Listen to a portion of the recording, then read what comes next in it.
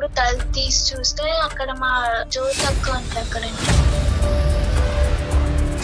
Husband కూడా ఉన్నారు. Wall పైన చూస్తేమో వాళ్ళ మ్యారేజ్ ఫొటోస్ అవన్నీ కనిపించాయండి. ఇప్పుడు గర్భవతి అంటున్నావు నువ్వు? అవును సార్, 4th month. మరి ఆవిడకి ఎన్నో మంత్? ఫస్ట్ మ్యారేజ్ అయిన అతని నువ్వే మళ్ళీ పెళ్లి చేసుకున్నావు సార్. నేను గట్టిగా అడిగేసరికి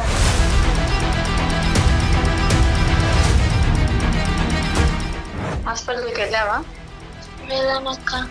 అదే అక్క, నాకెందుకు అక్క అసలు మీ ఇద్దరు కలిపి ఇలా చేశారు? మోసం ఏం లేదు శిల్ప, నువ్వు హ్యాపీ ఉన్నావు, మంచి హస్బెండ్ ఉండు. నువ్వు నీకున్న అమాయకత్వానికి ఎవరు వచ్చి నేను చేసుకున్నాను. సెకండ్ మ్యారేజ్ అయిందని అందరికి తెలుసు, నీకు తప్ప. నువ్వు వచ్చేసి మీ హస్బెండ్ కాడికి వచ్చేస్తే నేనేం లేను కదా అక్కడ, మీరిద్దరే హ్యాపీగా వెళ్ళిపో. ఇంటికి ఎందుకు వెళ్ళాను? అమ్మ, ఇద్దరికి చెవడ ఒలిచేస్తామని చెప్తున్నాను. పిచ్చి పిచ్చి వేషాలు వేయద్దు. ఏమో బొమ్మలాట అనుకున్నారా? అమాయకురాల్ని పిచ్చిదాన్ని చేయటం అనుకున్నారా? ఏ అమ్మాయి వెతుక్కెళ్ళి ప్రేమించిందా మీ ఆయన్ని? నా భర్తను కూడా నీకు ఇస్తానని అప్పుడే చెప్పు ఉండవలసింది కదమ్మా నువ్వు. అది కూడా చెప్పలేదేమో కానీ అది కూడా ఇచ్చేసాను కదా సార్. అదేమన్నా పెద్ద త్యాగం అండి మీరు చేసింది? మీరు చేసే వ్యాపారం అమాయకులైనటువంటి ఆడపిల్లల్ని ట్రాప్ చేయటం, ఇంటికి తీసుకురావటం, మీ మొగుళ్ళకి సుఖాలు చూపెట్టడం, వీళ్ళ చేత పిల్లలు కనిపించటం. నువ్వు వాడు ఇంకా లేట్ లైన్లో కానీ వాడికి నా దగ్గర నుంచి నిజంగా పడి ఉండేవి. ఇద్దరు బోత్ ఆఫ్ యువర్ క్రిమినల్స్. నమస్తే, అందమైన జీవితం కార్యక్రమానికి స్వాగతం. నమస్తే కళ్యాణ్ గారు. నమస్తే జయ గారు. శిల్ప అనే ఒక అమ్మాయి మనకి మెయిల్ చేసిందండి. మీరు ప్రతి ఎపిసోడ్లో ఆడపిల్లలు చాలా మెచ్యూర్డ్గా ఉండాలి, ఒళ్ళంతా కళ్ళు చేసుకుని ఉండాలి, తెలివిగా మన చుట్టుపక్కల ఏం జరుగుతోంది, మనం ఎక్కడున్నాం, ఏం జరుగుతుంది అనే విషయాన్ని ఎప్పటికప్పుడు అలర్ట్గా ఉండాలని మన ప్రతి ఎపిసోడ్లోనూ మీరు చెప్తూనే ఉంటారు. ఉంటే ఎక్స్ట్రీమ్ లెవెల్లో ఉంటున్నారు, లేకపోతే పూర్తి అమాయకంగా జీవితాలని నాశనం చేసేసుకునే స్థితిలో ఉన్నారండి. అలాంటి ఒక సిచ్యువేషన్లో ఒక అమ్మాయి మనకి మెయిల్ చేసిందండి. నేను కాల్ చేస్తానండి.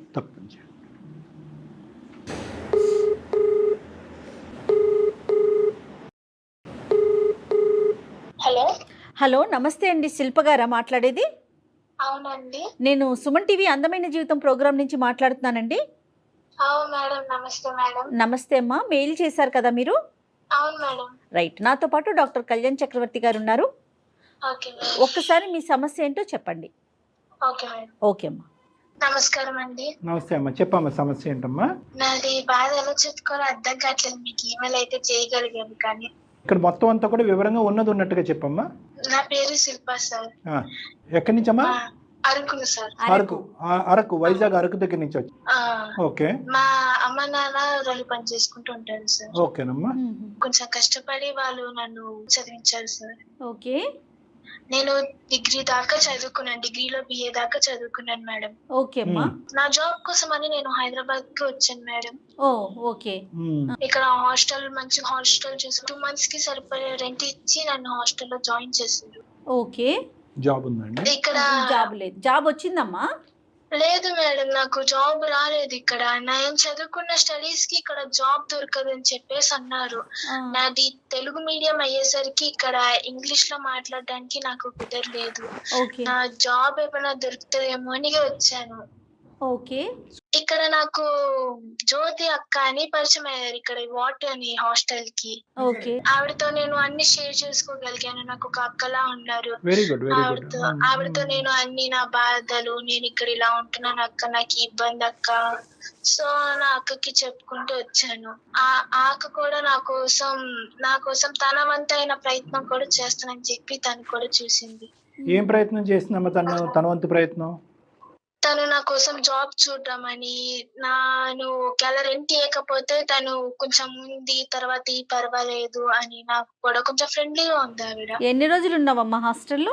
ఆవిడ ప్రత్యేకమైన ఇంట్రెస్ట్ నీ మీదేనమ్మా, లేదంటే అందరికి ఉద్యోగాలు వెతికి పెడుతుంది ఆవిడ? నాకు ఆ విషయం తెలియదు సార్. నాతో మట్టుకు ఆవిడ ఫ్రెండ్లీగానే ఉంది. ఎందుకు ఆవిడ ప్రత్యేకంగా నీకే ఎందుకమ్మా అంత ఇంట్రెస్ట్? అంటే నీ బాధలన్నీ చెప్పుకున్నావా, అమ్మా నాన్న పరిస్థితులు ఇవన్నీ దానివల్ల? అవును సార్, నేను అక్కతో నా బాధలన్నీ చెప్పుకున్నాను. సరే, తర్వాత ఏమైందమ్మా? తర్వాత నాకు 25 years సార్.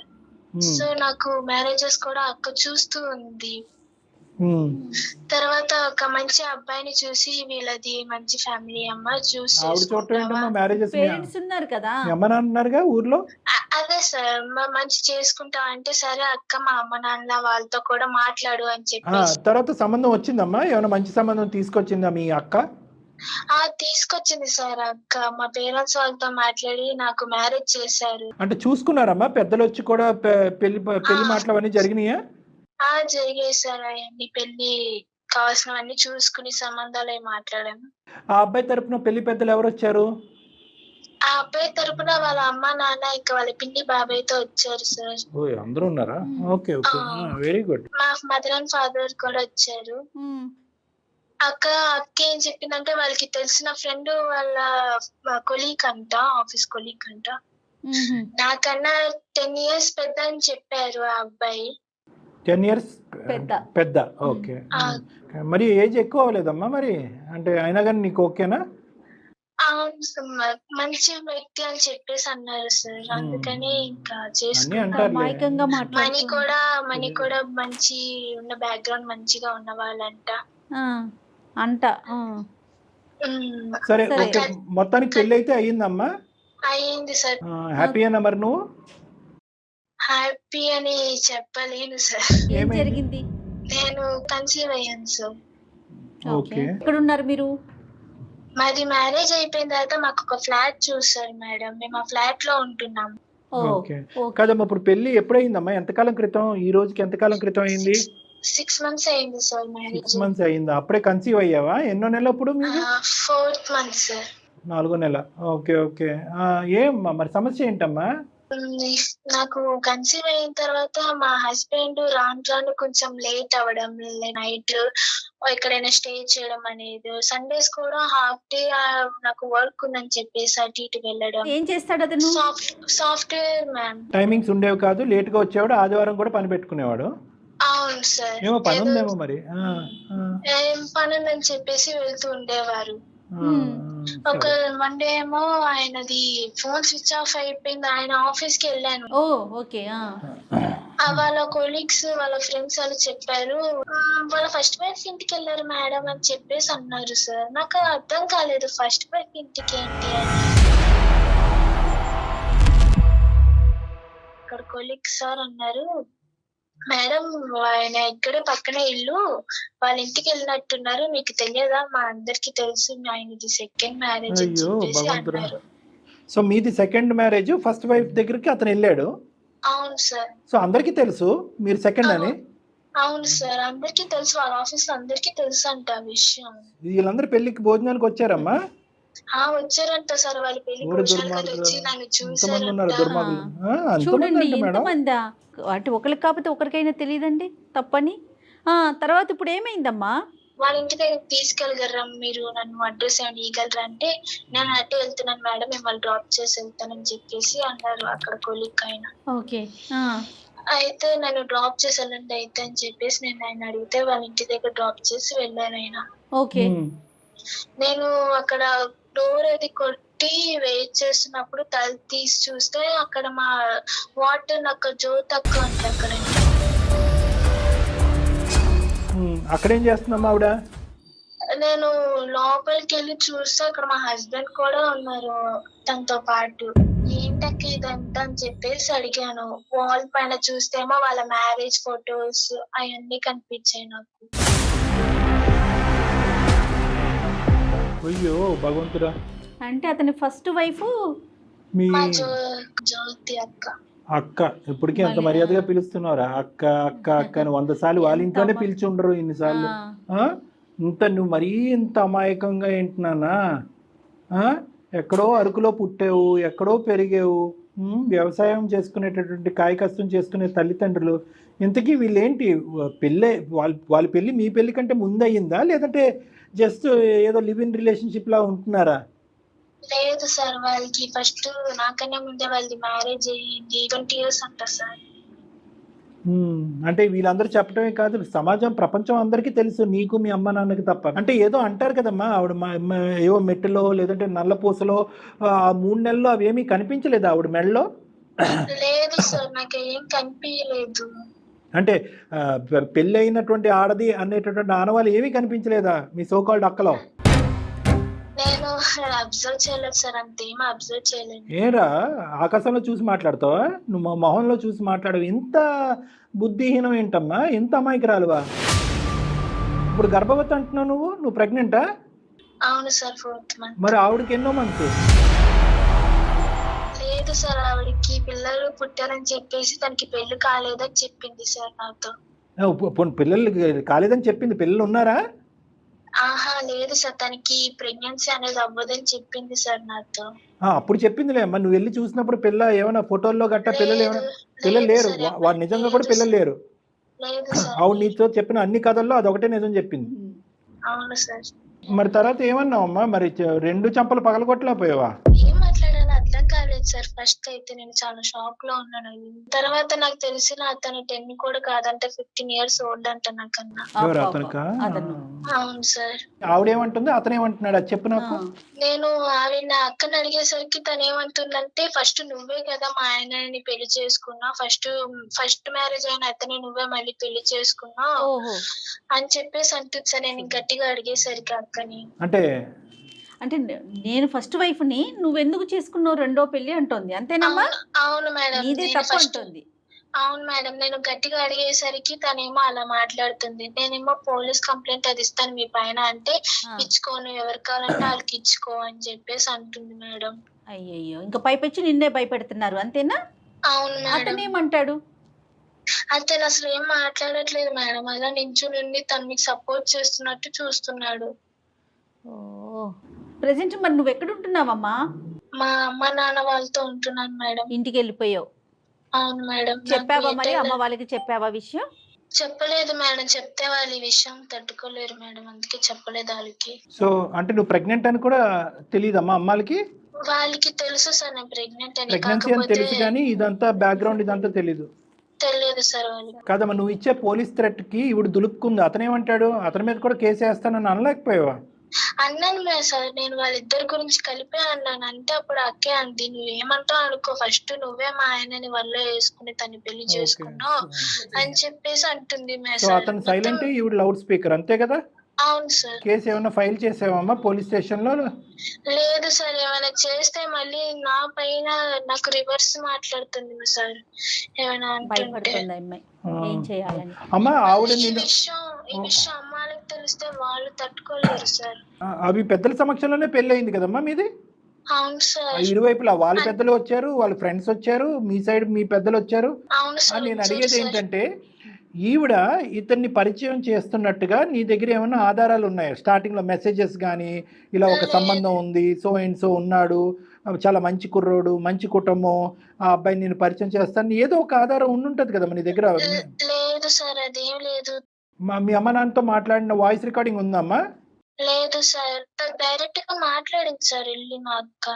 ఓకే, సో మీ ఈ జ్యోతి అనే అమ్మాయి వాళ్ళ భర్తను నీకు పరిచయం చేస్తున్నట్టుగా, అతనే నీకు కాబోయే భర్తగా ఎటువంటి ఆధారాలు అయితే నీ దగ్గర లేవు?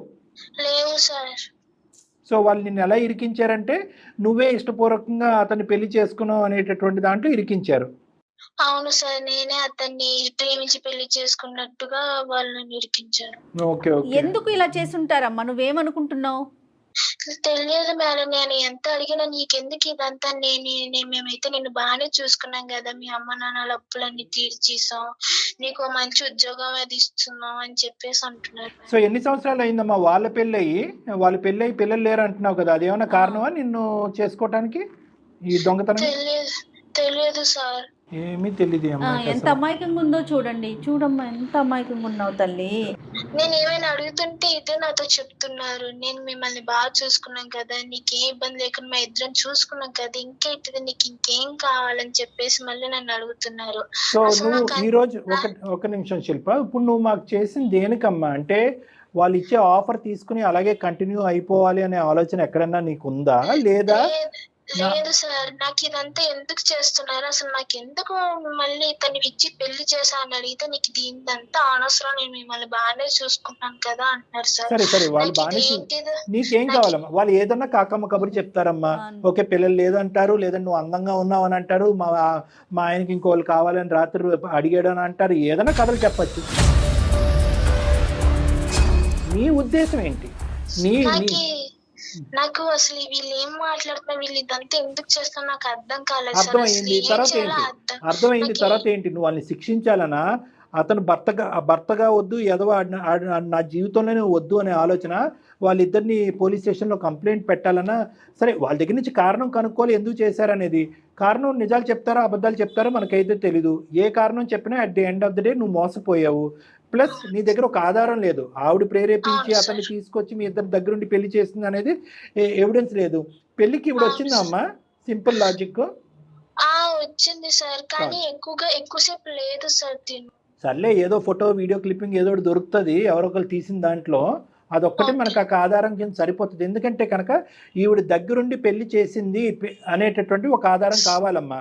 ఓకే, ఎందుకంటే మీ ఆయనకి ఎలాగా శిక్ష పడుతుంది, అందులో డౌటే లేదు. ఓకే, ఎందుకంటే కనుక మోసం చేసి రెండో పెళ్లి చేసుకున్నాడు అనే విషయంలో శిక్ష పడుతుంది.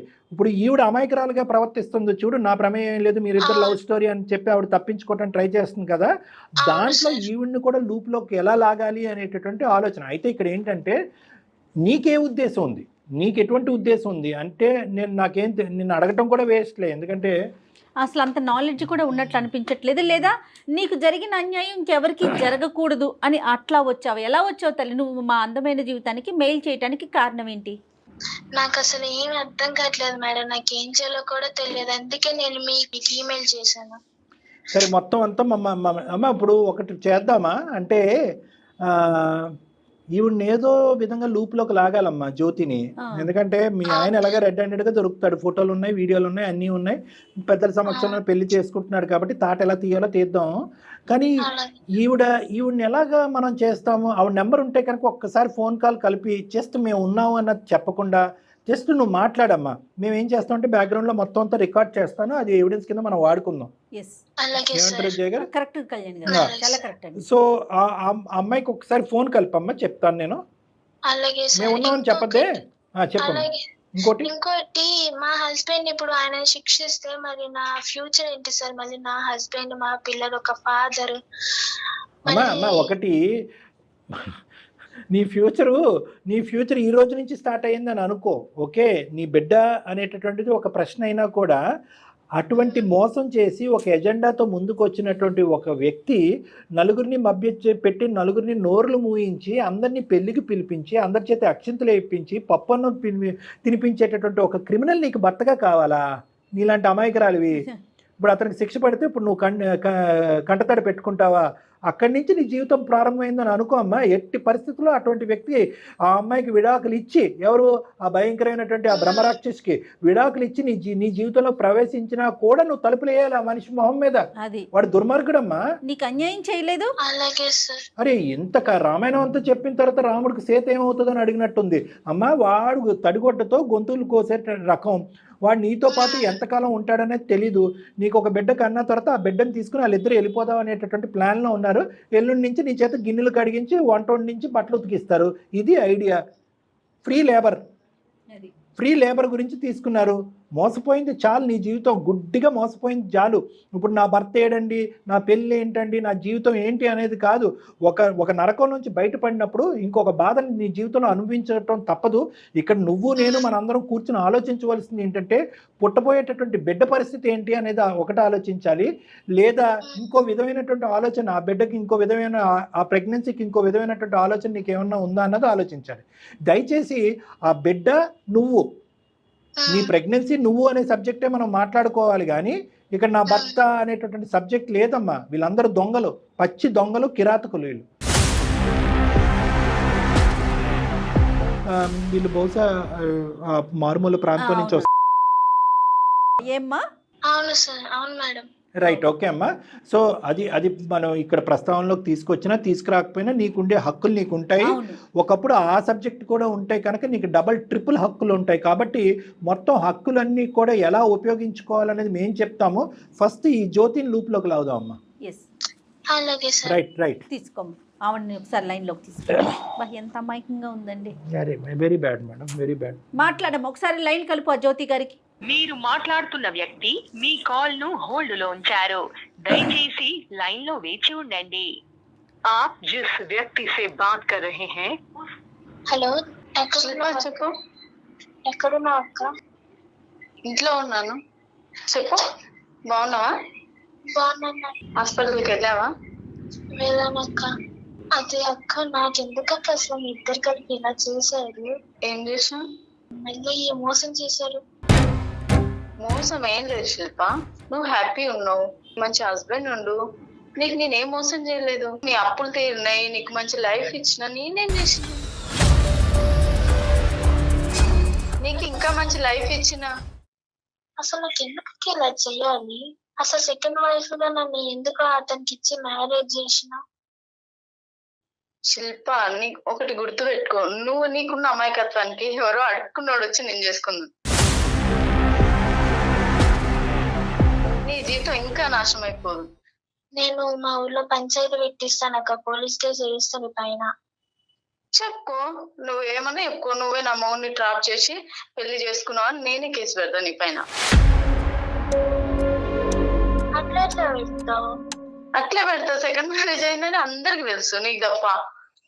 అట్లీస్ట్ నీకు కూడా తెలుసా నేను చెప్తా. నేను చెప్తాను అక్క, నీ పైన పంచాయతీలో అది పెట్టిస్తాను. నువ్వు ఎక్కడ చెప్పుకుంటావో అక్కడ చెప్పుకో, నేను అన్ని చెప్పే చేసిన అని నేను చెప్తా. ఓకేనా? అన్ని తెలిసే చేసుకుంది సార్ అని నిన్ను ఎవరి ముందైనా చెప్పుతా. అసలు అలా ఎందుకు చేశారు అక్క మీరు? నీకు ఇప్పుడు ఏం తక్కువైంది? అన్ని బానే ఉన్నాయి. నువ్వు వచ్చేసే మీ హస్బెండ్ కాడికి వచ్చేస్తే నేనేం లేను కదా అక్కడ, మీరిద్దరే హ్యాపీగా వెళ్ళిపో. ఇంటికి ఎందుకు వెళ్ళాను? నాకు ఏం మాట్లాడాలో అర్థం కావట్లేదు మీరు మాట్లాడుతుంటే. ఎవరు తీసుకొచ్చారమ్మా ఈ సంబంధం జ్యోతి? ఎవరు? ఎవరో ఒకళ్ళే. సంబంధం ఎలా వచ్చింది ఈ అమ్మాయికి? మీరు ఎవరు సార్? అమ్మ, మేము సుమన్ టీవీ అందమైన జీవితం ప్రోగ్రాం నుంచి మాట్లాడుతున్నాము. నా పేరు జయలక్ష్మి, నాతో పాటు డాక్టర్ కళ్యాణ్ చక్రవర్తి గారు కూడా ఉన్నారమ్మా. మీ కన్వర్జేషన్ మొత్తం విన్నాము. తనే మాకు మెయిల్ చేసింది తన సమస్యకి ఒక పరిష్కారం చెప్పమని. అసలు నువ్వు ఎందుకు పెళ్లి చేస్తావు? పెళ్లి చేయలేదు సార్, అసలు ఆమెనే మా ఆయనను చూసి ఇష్టపడి చేసుకుంది సార్. ఓకే ఓకే, ఆ అమ్మాయి వచ్చి మీ ఇంట్లో ఎత్తుక్కుంది మగాళ్ళు ఎవరు ఇక్కడ ఖాళీగా ఉన్నారని చెప్పి. సడన్గా మీ ఆయన అక్కడ కనిపించాడు కాబట్టి ఇతను కావాలని వేలెత్తి చూపెట్టేటప్పటికి నువ్వు కళ్యాణ మండపం బుక్ చేసి పెళ్లి చేస్తావు, అంతే కదా? ఎందుకమ్మా ఏదన్నా అబద్ధం ఆడితే అతికినట్టు ఉండాలమ్మా. నీ తడబాటు ఇవన్నీ వింటూ ఉంటే కనుక దగ్గరుండి నువ్వు ఈ పెళ్లి జరిపించావు, దగ్గరుండి ఈ సంబంధం కుదిర్చావు, దగ్గరుండి అందరినీ మోసం చేసావు అని చెప్పి ఎంతమంది నోర్లు మూయించారమ్మా నువ్వు మీ ఆయన? మీ ఆయన పక్కన ఉన్నాడా? పక్కనుంటే ఈ ఫోను అమ్మా, ఇద్దరికి చవడ వలిచేస్తాను చెప్తున్నాను. పిచ్చి పిచ్చి వేషాలు వేయద్దు. ఏమనుకున్నారు ఇప్పుడు వరకు? ఏమో బొమ్మలాట అనుకున్నారా? అమాయకురాలని పిచ్చిదాన్ని చేయటం అనుకున్నారా? మొత్తం మీరిద్దరు మాట్లాడుకున్న మొత్తం అంతా కూడా సంభాషణ మా దగ్గర రికార్డ్ అయ్యి ఉంది. ఆధారాలతో మీరిద్దరు అడ్డంగా దొరికారు. పెళ్లి ఫోటోల్లో కూడా నువ్వు దగ్గరుండి పెళ్లి చేసినటువంటి ఆ ఫోటోలు మా దగ్గర ఉన్నాయి. అన్ని ఆధారాలతో మేము కట్టుదిట్టంగా మొత్తం ఏర్పాట్లు చేసాం. మీ ఇద్దరి చేత కటకటాలను లెక్క పెట్టించడం డౌటే లేదు. దానికి ఆ అమ్మాయికి మా పూర్తి స్థాయి సపోర్ట్ ఉంటుంది. నాది కానీ, జయలక్ష్మి మేడం గారిది కానీ, సుమన్ టీవీది కానీ. ఏ అమ్మాయి వెతుక్కెళ్ళి ప్రేమించిందా మీ ఆయన్ని? మాటలు రావట్లేదు. ఏమ్మా చేసిందంతా చేసిన తర్వాత ఈరోజు మౌనంగా కూర్చుంటే కనుక అయ్యో పాపం ఈ అమ్మాయి కనువిప్పు కలిగిందని చెప్పి వదిలేస్తాం అనుకున్నారా? పడే శిక్ష ఎలాగా పడుతుంది, దానికి మేము అంతా రెడీగా ఉన్నాం. అసలు ఎందుకు చేశారో కారణం మేము తెలుసుకోవాలని అనుకుంటున్నాం. మేము కానీ మేము చూసేటటువంటి ఆడియన్స్ కానీ. నేనే తీసుకొచ్చాను సార్. ఎవరు? మీ ఆయన నువ్వు తీసుకొచ్చావా? సార్, అమ్మాయికి మంచి లైఫ్ ఇచ్చినా సార్ నేను. గడిది గుడ్డేం కాదు. ఏమి ఇచ్చారమ్మా? ఏంటి ఇచ్చారమ్మా లైఫ్? చెప్పండి. తనకి హాస్టల్ ఫీజు కట్టుకోవడానికి అసలు కనీసం బట్టలు కూడా డబ్బులు లేకుండే. తను ఇప్పుడు ఎక్కడ ఉంటుంది తెలుసా సార్? అపార్ట్మెంట్ లో ఉంటుంది. తనకు కావాల్సింది ఉంది, కారులో పోతుంది, కారులో తిరుగుతుంది. అలాంటి లైఫ్ ఇచ్చిన సార్ నేను. అవన్నీ ఇచ్చావు. ఇవన్నీ ఇచ్చే ముందు అమ్మ నీకు హాస్టల్ ఫీజు కట్టినాను, ఇవన్నీ చేస్తాను, నా భర్తను కూడా నీకు ఇస్తానని అప్పుడే చెప్పు ఉండవలసింది కదమ్మా నువ్వు. నీకు అన్నీ ఇచ్చాను, ఫ్రీగా నా భర్తను కూడా నీకు ఇస్తాను రెడీమేడ్గా, వాడికి 10 సంవత్సరాలు కాదు 15 సంవత్సరాలు పెద్ద అని చెప్పి ఉన్నమాట ఉన్నట్టుగా చెప్తే కనుక ఆ అమ్మాయి తీసుకుంటుందో వదిలేస్తుందో అప్పుడు ఆలోచించి ఉండేవాళ్ళం కదా. అన్నీ ఓపెన్గా సహాయం చేసేదానివి, ఇదెందుకు వెనకతల నుంచి వెన్నుపోటు పొడిచావు? సార్ అది ఎక్కడ చెప్పలేదేమో కానీ అది కూడా ఇచ్చేసాను కదా సార్.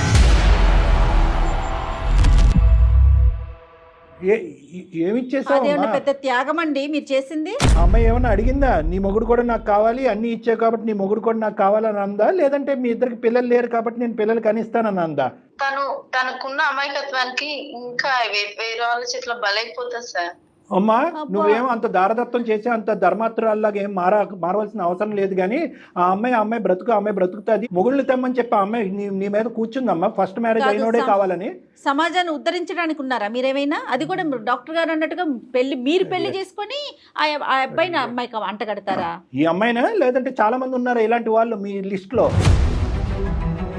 మీరు చేసే వ్యాపారం అమాయకులైనటువంటి ఆడపిల్లల్ని ట్రాప్ చేయటం, ఇంటికి తీసుకురావటం, మీ మొగుళ్ళకి సుఖాలు చూపెట్టడం, వీళ్ళ చేత పిల్లలు కనిపించటం. పిల్లల గురించేనా ఇదంతా ఆడే నాటకం? ఈ అమ్మాయి పిల్లలు లాక్కుందామనే కదా మీరిద్దరు చేసింది. సరే ఇది వ్యాపారం అయితే కాదు సార్, ఇది నా ఫ్యామిలీ మ్యాటర్. మాకు 20 years పెళ్లి అయిపోయింది, ఇంతవరకే పిల్లలు లేరు.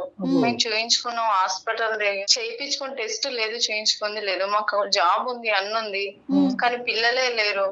ఏమ్మా రకరకాల పద్ధతులు లేవా? అయినా నీకు పద్ధతులు చెప్పాల్సిన అవసరం లేదు. మీరు అంత క్రిమినల్ మైండెడ్. ఏం దత్తత చేసుకోలేరా మీరు? పిల్లల్ని అడాప్ట్ చేసుకోలేరా? రకరకాల మార్గం. అయినా కానీ నీకు సలహాలు ఇవ్వాల్సినటువంటి అవసరం లేదమ్మా. నీకు పిల్లలు కావాలని చెప్పి ఇంకొక అమాయకురాలు అయినటువంటి ఆడపిల్లల్ని బలి చేస్తావా నువ్వు? గొంతుకొస్తావా? ఇప్పుడు మా దగ్గర నుంచి మేము నీకు సలహాలు చెప్పాలా? దత్తత తెచ్చుకోమ్మా, ఈ పిల్లల్ని తెచ్చుకోమ్మా, IVF చేయించుకోమ్మా అని మేము చెప్పాలా నీకు? అసలు తెలుస్తుందేమో, తెలిస్తే శిక్షలు ఉంటాయేమో, అసలు ఆ భయం కూడా లేదు కదండి మీకు. ఒక చట్టం ఉంటుందని కానీ, మనం ఒక సమాజంలో ఉన్నామని కానీ. Criminal you are a criminal. నువ్వు ఒక క్రిమినల్. Yes you are. నువ్వు వాడు ఇంకా లేడు లైన్ లో, కానీ వాడికి నా దగ్గర నుంచి నిజంగా పడి ఉండేవి. ఇద్దరు both of you are criminals. ఇప్పుడు అమ్మాయి భవిష్యత్తు ఏంటి? ప్రపంచంలో చాలా మంది సెకండ్ మ్యారేజ్ చేసుకుంటారు. అది అమ్మాయికి ఇష్టమైతే, పిల్లలు లేకపోతే సెకండ్ మ్యారేజ్ చేసుకుంటారు సార్. ఇది మేము ఒక్కరం చేసిందే కాదు, సమాజంలో చాలా మంది చేసుకుంటారు. అమ్మాయికి తెలుసా? తెలియదు మరి మోసం కాదు. ఫస్ట్ మ్యారేజ్ సెకండ్ మ్యారేజ్ అనేది మేము మాట్లాడలేదు జ్యోతి. మేము మాట్లాడేది ఒక్కటే, ఆ అమ్మాయి కళ్ళ గప్పి మోసం చేశారు మీరు. పైపెచ్చి ఏంటంటే ఆ అమ్మాయి మీదే నిందేస్తున్నారు. నువ్వే ఇష్టపూర్వకంగా వచ్చి మా మొగుడిని ట్రాప్ చేసావని చెప్పి. ఈరోజు ప్రెగ్నెంట్ అవటం అనేటటువంటిది ఆ అమ్మాయికి చాలా బాధ కలిగే అంశం ఏంటంటే, మీ అందరికీ సంతోషం కలిగేటటువంటి అంశం. ఆ అమ్మాయిని పలకరించి నువ్వెలా ఉన్నావు అనేది కాకుండానే చెకప్స్ చేయించుకుంటున్నావా, మెడికల్కి వెళ్తున్నావా, ఇది చేయించుకుంటున్నావు, అది చేయించుకుంటున్నావు అని స్టార్టింగ్లో నువ్వు అన్న మాటలు బట్టి మీ ఎజెండా ఏంటనేది మాకు అందరికీ అర్థమైంది. సార్ ఇది మోసం కాదు, క్రైమ్ కాదు సార్. అని అది కొంచెం తప్పే ఉంది. నాకంటూ అంటే మా ఆయన తరపు నుంచి ఒక బాబు ఉండాలి, మేము చూసుకోవాలి, బాబు ఉండాలి. నేను మోసం చేయలేదు సార్, సొంత చెల్లిలానే చూసుకుందామనే చేసిన.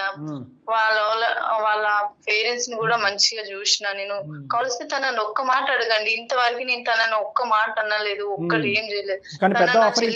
చూసుకుందాం. ఆయన కూడా చాలా మంచోడు సార్. ప్లీజ్ సార్ దీన్ని మాత్రం క్రైమ్ అనకండి సార్. తనని మా హస్బెండ్ ని హ్యాపీగా ఉండమనండి. ఒకదాన్ని కలిసి నేను వాళ్ళ ఇంట్లో ఉంటా, నాకు ఎలాగో పిల్లలు లేరు, కనీసం వాళ్ళని చూస్తూ అయినా ఉండగలుగుతా. గానీ ఇది క్రైమ్ అని కేసులు అని అవన్నీ చేయకండి. వాళ్ళిద్దరిని పెడతావు ఒక ఇంట్లో, నువ్వు ఎక్కడికి వెళ్తావు? వేరే ఇంటికి వెళ్తావా? క్రైమ్ కాదా ఇది?